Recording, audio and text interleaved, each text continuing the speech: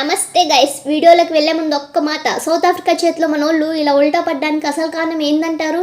మీ మనసులో ఏముందో ఆ ముక్క కింద కామెంట్లో పడేయండి, చూద్దాం ఎవరు లాజిక్ ఎక్కిస్తుందో. ఏం తీసుకాయబోయా? ఏంది గోలా? సౌత్ ఆఫ్రికా మీద గింత దారుణంగా ఓడిపోవడం గేంది అసలు? సూపర్ 8 మ్యాచ్ కదా, కొంచెమన్నా పరువు ఉండాలి. ఏం చేస్తాం రోహిత్ అన్న, మన పరిస్థితి ఎట్లా ఉందంటే చేతులు గాలిన కాకులు పట్టుకున్నట్టుంది.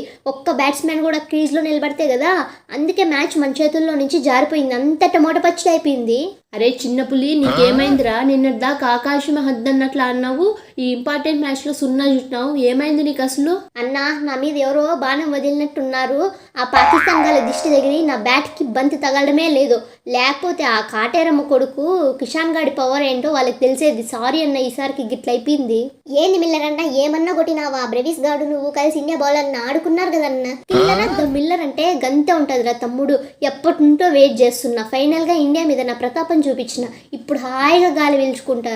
ఏంది మిల్లర్ అన్న, ఏదో పగ తీర్చుకున్నట్లు మాట్లాడుతున్నావు? మరి పగ కాక ఇంకేముందిరా, లాస్ట్ వరల్డ్ కప్ ఫైనల్లో మమ్మల్ని ఓడించిన కసి లోపల అట్లనే ఉంది.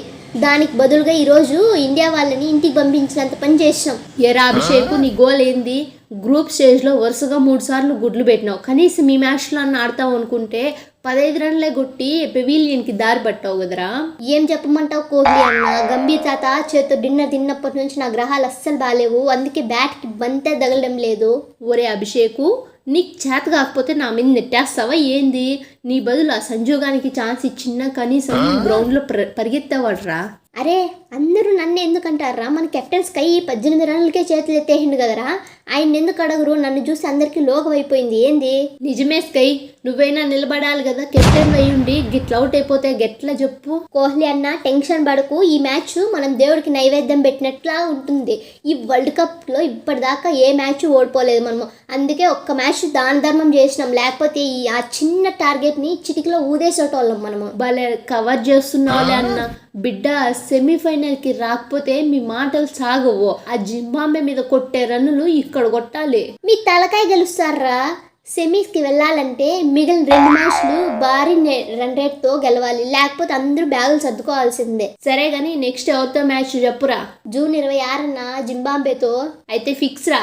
ఆ రోజు జింబాబేని చిత్తగొట్టేయాలి. ఒట్టిగానే పోయిన పాయింట్లు, రన్ రేట్ అన్ని మ్యాచ్లోనే రికవర్ చేసేయాలి. మమ్మల్ని చిత్తగొడతారా? మేమేమన్నా తొక్కలో టీం అనుకుంటున్నారా? మొన్న ఆస్ట్రేలియాకి చుక్కలు చూపించినాం. 26న ఇండియా పరిస్థితి కూడా ఇంతే ఉంటుంది.